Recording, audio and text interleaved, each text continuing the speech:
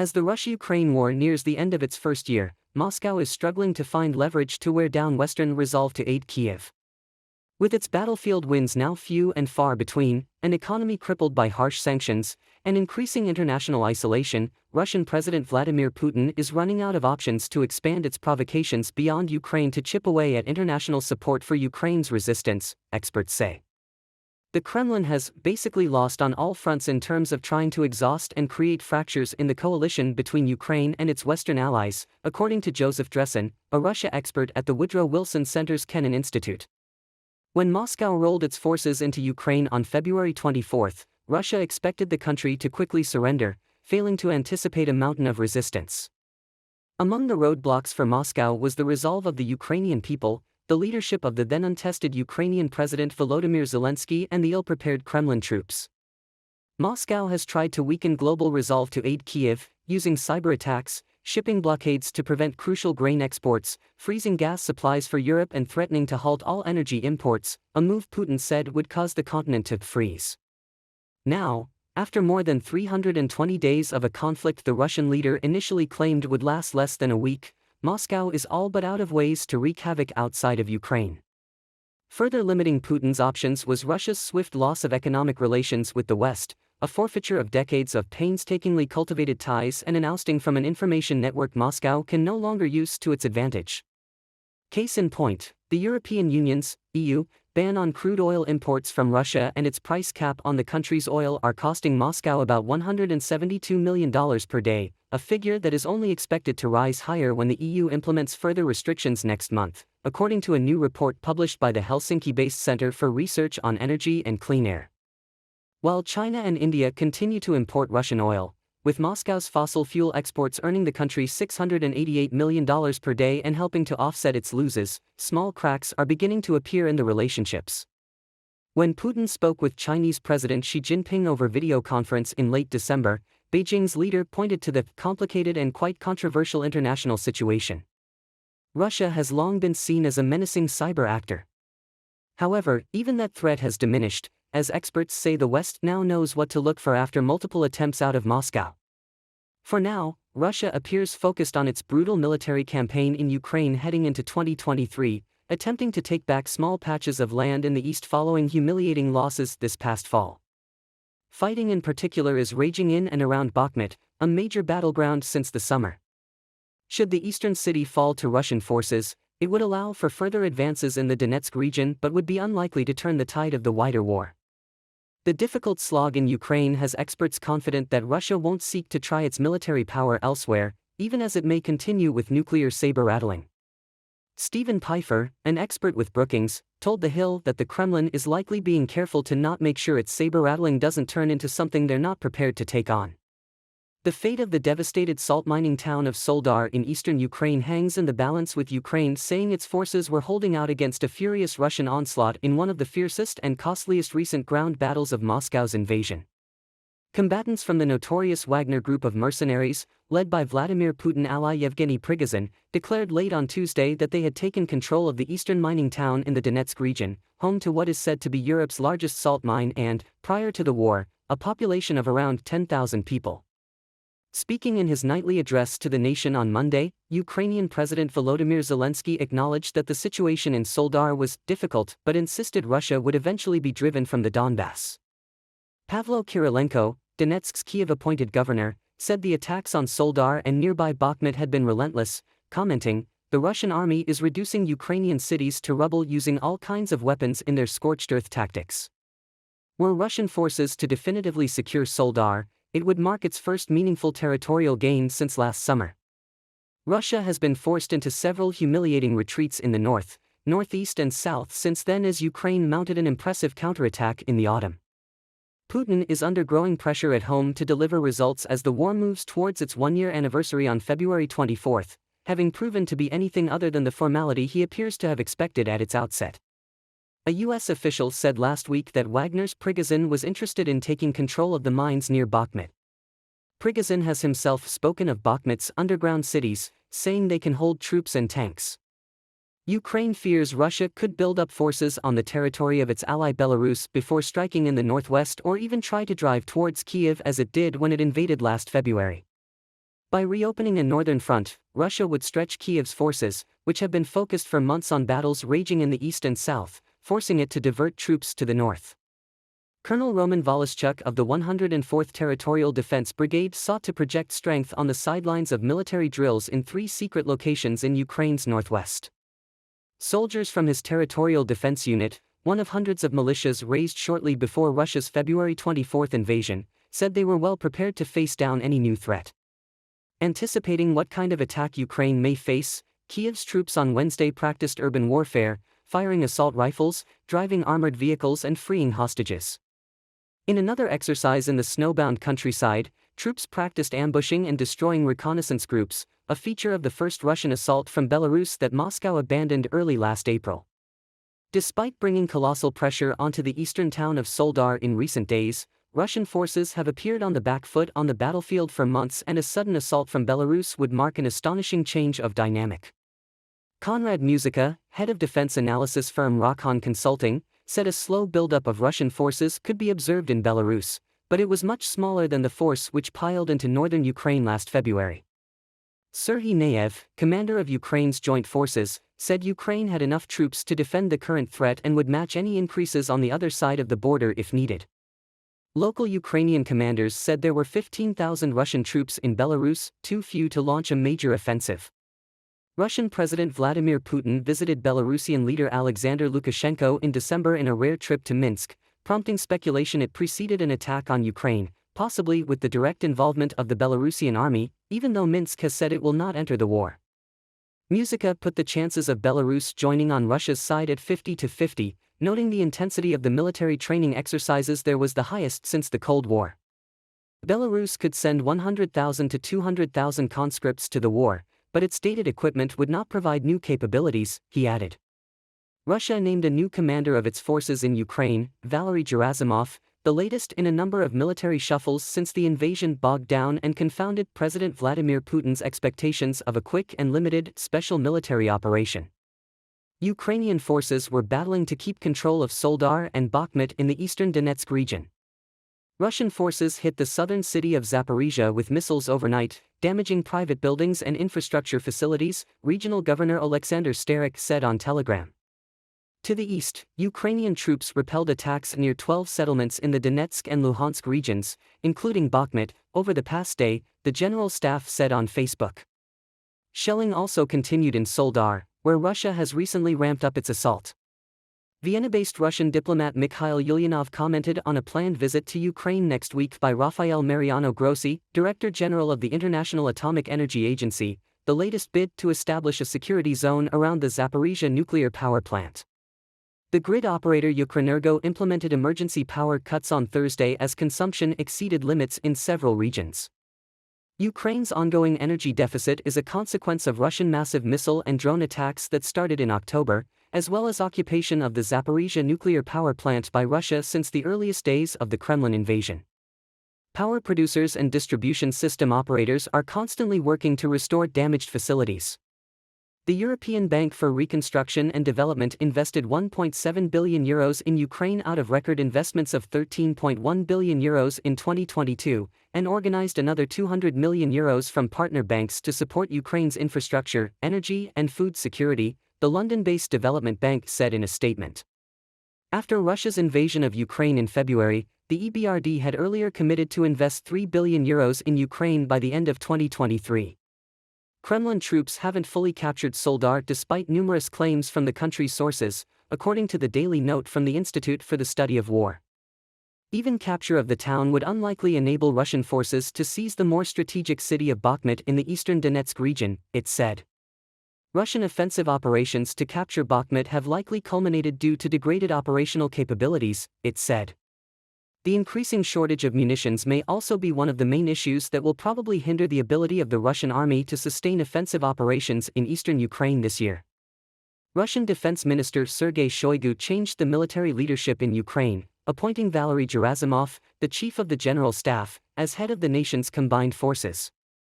Under Surovikin's command, Russian forces withdrew from Kherson, the only Ukrainian regional center captured by Russia after the February 24 invasion. Russia also unleashed waves of missile attacks targeting Ukraine's energy infrastructure. Ukraine will be able to win the war in 2023 if it receives more Western weapons, particularly long-range missiles and heavy tanks, Ukrainian presidential advisor Mykhailo Podolyak told AFP Wednesday. But it is putting pressure on Washington to deliver U.S. ATACMS missiles, which boast a range of around 300 kilometers. These systems would allow Ukrainian forces to target Russian arms depots deep inside Ukrainian territory controlled by Moscow but currently out of range of the weapons in Kyiv's arsenal. But the United States have been hesitant to offer long-range missile capacities to Ukraine, fearing an escalation that would pit the United States more directly against Russia. France is already delivering light tanks to us. That's very good. But we still want to get 250 to 300 to 350 heavy tanks, he added. Polish President Andrzej Duda announced later that Poland was ready to send Leopard tanks to Ukraine that Kyiv requested, but as part of an international coalition. Kyiv's other priority needs are more 155mm caliber shells, combat drones capable of carrying out deep attacks inside occupied territories and anti-aircraft systems including German Cheetah anti-aircraft armored vehicles, said Podolyak. New anti-aircraft defense systems, like US Patriots or the French Crotale, will soon be able to neutralize the threat posed by Russian bombing campaigns against Ukrainian energy installations, he said. Ukraine would soon be able to shoot down 95% of missiles fired by Russia, instead of 75% currently, he said. Meanwhile, the bloodiest scenes are happening in Bakhmut, an urban hub in the eastern Donbass region that Russia has been trying to seize for months, as well as in the neighboring town of Soledar. Podolyak said Russia had deployed its best army units as well as the Wagner fighting group for the battle. He described the area as the hottest spot in the war and talked of extraordinary losses on the Russian side and significant losses for Ukraine. Unlike previous urban battles in Ukraine, few civilians remain near the embattled towns of Bakhmut and Soledar. The siege of the port city of Mariupol in the first months of the war cost thousands of Ukrainian lives, Kyiv has said. On Wednesday, paramilitary group Wagner claimed to control Soledar, but the Russian Defense Ministry quickly poured water over the claim. Its fall would mark Russia's first significant territorial gains in Ukraine in months. Vladimir Putin chairs a meeting with members of the government via a video conference. Vladimir Putin has replaced the army chief in charge of Russian troops in Ukraine because his invasion of the country is failing, according to UK intelligence. Chief of the General Staff, CGS, Valery Gerasimov, the head of the Russian military, has taken over from General Sergei Surovikin, who will now be one of his 3 deputies. The changes are further evidence of Russia's struggles in Ukraine. Earlier this week, Kyiv denied Russia's claim that it had killed more than 600 Ukrainian troops in a deadly attack. Russia claimed that this was its retaliatory strike for the New Year's Day attack, which Moscow says killed 89 of its own soldiers while they were in a Russian base. It came after Vladimir Putin suggested a 36-hour ceasefire last week, so Russian citizens could mark the Orthodox Christmas, although shelling began very soon after. Ukraine's military intelligence has also alleged that Russia is looking to mobilize as many as 500,000 conscripts in mid-January, on top of the 300,000 brought into the army back in October. Russia has denied any plans for a second wave of mobilization. It's worth noting that the September call-up sparked protests across the country. An unexploded grenade was successfully removed from the chest of a Ukrainian soldier, senior officials in Kyiv have said. Ukraine's deputy defense minister, Hanna Maliar, uploaded a photo of an X-ray of the weapon which was lodged in the soldier's body. The battlefield in salt mining town Soledar is covered with bodies as Ukrainian troops hold out their positions despite waves of Russian attacks.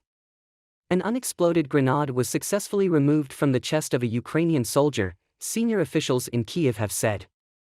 A Russian-installed official in Ukraine's Donetsk region said on Thursday that pockets of resistance remained in the Ukrainian town of Soledar, undermining claims that the town had been taken by Russian forces.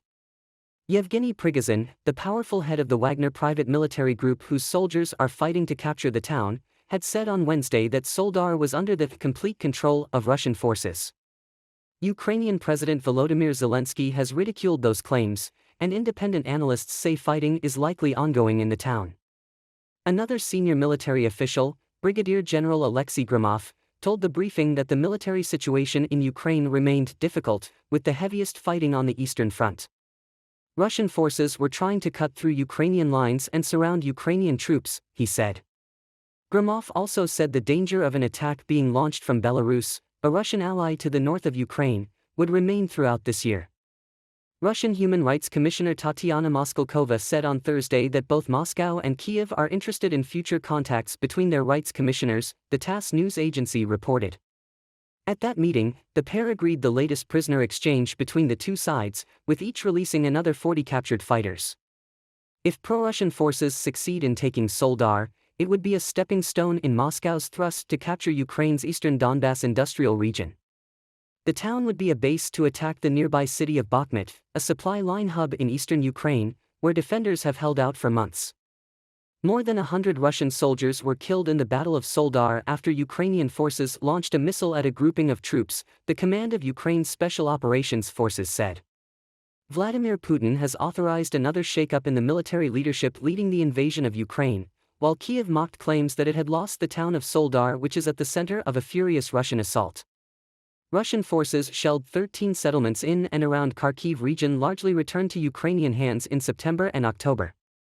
Vladimir Putin has authorized another shakeup in the military leadership leading the invasion of Ukraine, while Kiev mocked claims that it had lost the town of Soledar, which is at the center of a furious Russian assault. The fate of the devastated salt mining town of Soledar in eastern Ukraine hangs in the balance, with Ukraine saying its forces were holding out against a furious Russian onslaught in one of the fiercest and costliest recent ground battles of Moscow's invasion, Joe Sommerlad writes. As fierce fighting in the Ukraine war continues, Russia has claimed what it believes to be a significant symbolic and strategic victory by announcing the capture of Soledar in Donetsk. Combatants from the notorious Wagner group of mercenaries, led by Vladimir Putin ally Yevgeny Prigozhin, declared late on Tuesday that they had taken control of the eastern mining town in the Donetsk region, home to what is said to be Europe's largest salt mine and, prior to the war, a population of around 10,000 people. Ukrainian forces staged military exercises near the Belarusian border amid fears that Russia will launch another offensive from its allies' territory, as it did at the start of the invasion in February. President Volodymyr Zelensky downplayed warnings of Russian preparations in Belarus but said, "Nevertheless, we must be ready both at the border and in the regions." Russia and Ukraine have agreed on an exchange of 40 prisoners of war each, Russian Human Rights Commissioner Tatiana Moskalkova said on Wednesday after meeting her Ukrainian counterpart Dmytro Lubinets in Turkey. Ukraine's deputy defense minister said on Wednesday that Russian forces were trying without success to break through Ukrainian defensive lines to fully capture the eastern town of Soledar and that fierce fighting was raging. However, Putin, speaking at a televised meeting with officials, said Russia had all the resources it needed to improve life in the 4 Ukrainian regions that Moscow unilaterally claimed to have annexed in September. The fate of a devastated salt mining town in eastern Ukraine hung in the balance Wednesday in one of the bloodiest battles of Russia's invasion, while Ukraine's unflagging resistance and other challenges prompted Moscow to shake up its military leadership again.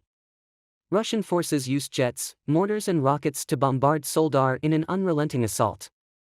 Soldar's fall, while unlikely to serve as a turning point in the nearly 11-month war, would be a prize for a Kremlin starved of good news from the battlefield in recent months.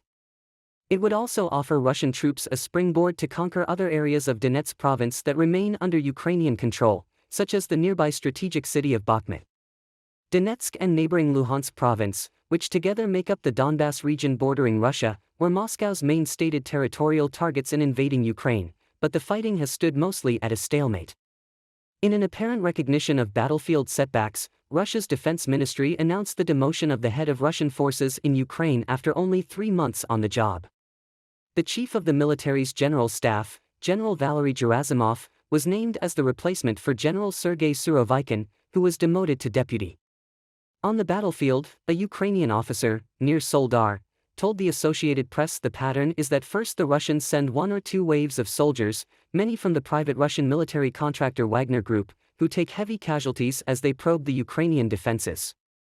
When Ukrainian troops have taken casualties and are exhausted, the Russians send a fresh wave of highly trained soldiers, paratroopers or special forces, said the Ukrainian officer, who insisted on anonymity for security reasons. Soledar, known for salt mining and processing, has little intrinsic value, but it lies at a strategic point 10 kilometers, 6 miles, north of the city of Bakhmut, which Russian forces want to surround. Taking Bakhmut would disrupt Ukraine's supply lines and open a route for the Russians to press toward Kramatorsk and Sloviansk, key Ukrainian strongholds in Donetsk province. A success in Soledar and Bakhmut would help Prigozhin, who has openly criticized Russia's military leadership, including Gerasimov, increase his clout in the Kremlin. Putin claimed Wednesday that Russia had successfully resisted Western pressure, especially sanctions, over its invasion of Ukraine and vowed that his country has enough resources to beef up its military while continuing social programs and meeting other development targets. Polish President Andrzej Duda said his country is willing to send German-made Leopard tanks to help Ukraine as part of a larger international coalition of tank aid. Duda spoke after he and Lithuanian President Gitanas Nausėda met in Lviv with Zelensky, who said Ukraine needs tanks to win the war. The Russian and Ukrainian human rights commissioners agreed to swap more than 40 military prisoners, Turkey's state-run Anadolu agency quoted the Russian official as saying. The two warring parties have exchanged prisoners multiple times, in one of the few areas of cooperation. Vladimir Putin, the Russian President Vladimir Putin said that the sanctions caused by Russia's attack on Ukraine did not seem to have much effect on Russia, all the while whining that there are no orders for new planes. The sanctions against the Russian Federation that were introduced in 2022 did not destroy the Russian economy, as initially expected. However, they have had a negative impact on many industries, from engineering and aviation to the export of oil and gas and other goods. During the first few months of the Russian invasion, more than 1,000 foreign companies left the Russian market. Russians lost up to a quarter of their imports, and production in technological industries fell by up to 80% due to lack of components. However, the world continues to impose sanctions against the Russian Federation. New packages and confiscation of Russian assets in favor of Ukraine will follow. So, over time, Russia will feel the consequences of sanctions more and more. Earlier on January 11, Russian Defense Ministry announced Gerasimov, head of Russia's general staff, was replacing Sergei Surovikin as the commander of Moscow's so-called special military operation in Ukraine. UK Defense Ministry described the change of commanders as a sign of significant development in Russian President Putin's approach to managing the war and the clear acknowledgement that the campaign is falling short of Russia's strategic goals.